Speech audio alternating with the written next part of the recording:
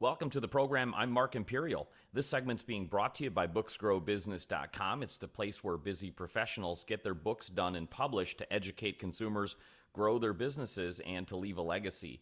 This is a series of spotlights on remarkable business intermediaries from across the country.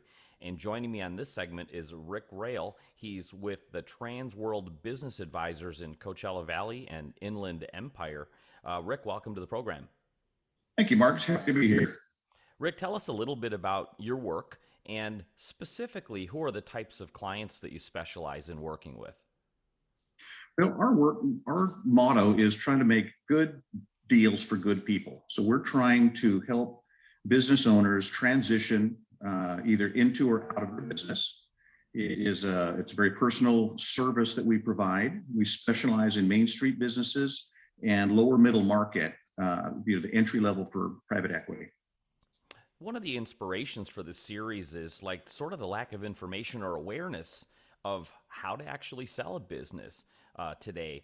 And I'd imagine you run into a lot of people that need some help. What are the sellers like when they first approach you? What's their business been like, and how prepared or not prepared are they to sell? Well, it goes all across the board. And I think what you hit on is good preparation is going to be part of your success in being able to sell your business. And a couple of things that you can do to do that is to make sure that your books and records are transparent, complete, and accurate. Your tax returns should match your P&L, should match your cash register receipts, for example. And with good books, transactions are easy. Another thing is for a seller to come in with an idea of how they're going to be able to transition. Something called seller dependency is very difficult when the business completely revolves around a seller.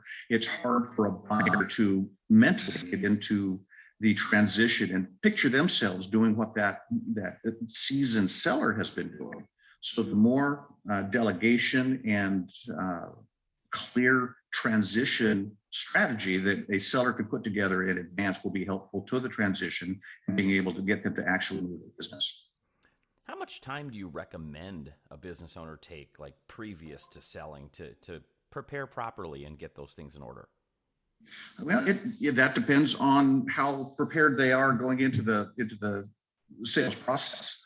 Some people are ready to go in 30 days. Others, you need 3 years of good books. So if you've been strategizing, putting cash other than on your balance sheet, maybe you should be preparing for 3 years and make sure your books are in order.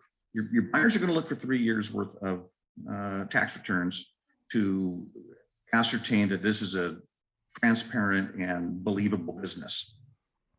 So I'd imagine with the internet today and people probably researching information on how to sell, it must lead to a lot of misinformation or myths or misconceptions. What are the biggest myths or misconceptions you hear from sellers today as in regards to selling their business? What do you hear? I think probably the biggest myths have to do with valuation. So someone will hear from their brother-in-law that they should be, I'm sorry, the valuation is much, much higher because their expert, their cousin, somebody at work told them there was 24 times forward revenues as valuation. People get mixed up on valuations of small businesses versus what you see maybe in the stock market. You see PE ratios in the stock market that are 10, 20, even 30 in techs, and it's not the same. It's 1 to 3 times your seller's discretionary earnings, or 3 to 5 times your EBITDA for a small business. And that's usually the biggest misconception. Someone associates a much, much larger number for the value of the business. You mentioned a couple of mistakes people make, like not having their books right or having too much dependency on the owner. Are those like the biggest deal killers or things that are pitfalls or mistakes that sellers make, or are there any other big ones? Those are the two big ones. There's another one that is less obvious, but it really is pretty much a deal killer. It's called a forced move. So if someone is operating a business and they're running it out of their home, for example, and then the business needs to move, so that the new buyer has to not only take on a brand new business that they're not familiar with and learn new people and new suppliers, new customers, new everything else. But they also have to pick up and move the business somewhere else and find some place to go. So sometimes a seller looks at us like, oh, well, they're just going to have to move it to their place. And from a buyer's position, that on top of everything else becomes a deal killer. They just, even if they like the business and they have the money for it, many times they will simply opt to go to another business because no one wants to go through a move. I could imagine that the perception of that is like a lot bigger than the seller might think it is. Hey, Rick, what inspired you to become a business intermediary? Take us back and tell us, like, how did you get started in this field? It was actually an accident.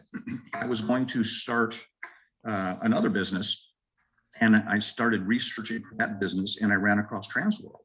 And the business model was fascinating. I always enjoyed working with entrepreneurs and business owners.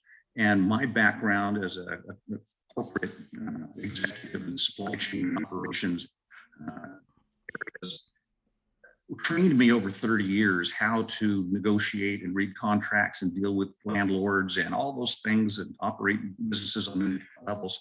All of those things I didn't know, but they were training me to become a business intermediary.